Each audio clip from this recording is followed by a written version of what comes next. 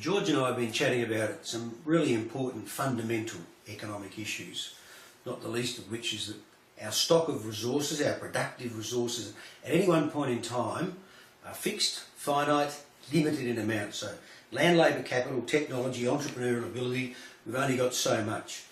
We need to make some decisions about what we do with our resources, what to produce, how much to produce, for whom to produce. So we need a system to solve some of those basic fundamental problems. What I want to do here is to introduce you to a little model, a little visual tool that we employ in economics. And this one's called our production possibility frontier. Now, we're going to make a couple of simplifying assumptions. We're talking about a business enterprise that's got, as we've just said, a fixed stock of land, labour, capital, technology and entrepreneurship, etc., etc. We're also going to consider a simple little enterprise, e.g. a farm, and the farmer has got a simple decision to make whether they produce either wheat or wool. So two commodities only we're going to consider, and we're going to further assume that we are utilising all of our productive resources to their optimum. So we're being as productively efficient as we possibly can be.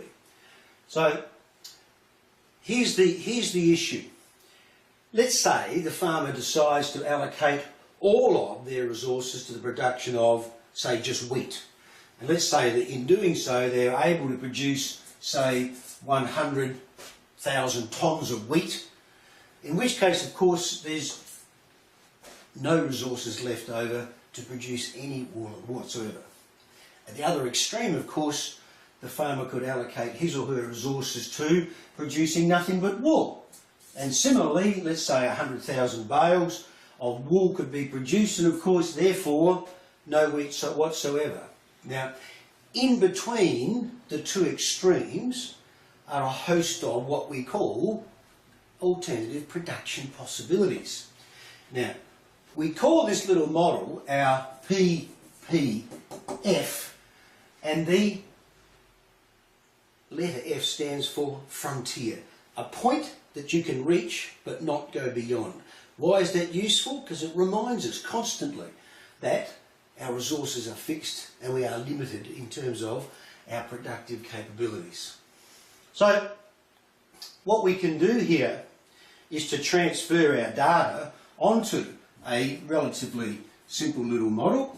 Let's put wool on the horizontal, let's put wheat on the vertical axis, and as we've said, these are our parameters, either 100 units of wheat or 100 units of wool, or in between, perhaps 70-30, 20-80, 50-50 for example. But the bottom line is that between the two extremes there is a line or a curve that we call a frontier. It depicts the limits to production. So let's say we were operating down here at point F initially. So we were allocating all of our resources to production of wool. And let's say we decided to move to, say, point E. We wanted to expand our level of production of, say, wheat from 0 to, say, 30 units. Now, what we can see straight away is that in order to increase our production of wheat, we need to curtail our production of wool. Now, this is where this model is particularly useful. What this tells us straight away is that in order to increase the production of one thing, we by necessity have to give up or sacrifice the opportunity of producing the other product as well. And this is what we call opportunity cost. It's the cost, or the price we pay, if you like, in terms of expanding our production of one item at the expense of another. So the key word here, in fact, is sacrifice. It's what we're giving up, what we have chosen to forego in the way of potential production. And look, we can do this anywhere along here, and any time you transfer resources away from one alternative to another, that will by necessity occur. Now, what we've used here so far is a set of data which indicates that the opportunity cost of transferring resources out of wheat and into wool or vice versa in fact yields us a constant return.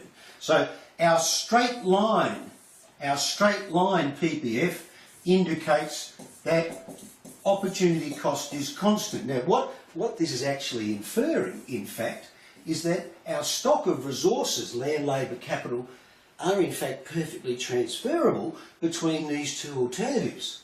In reality, that's not necessarily the case, and we need to look at that next time.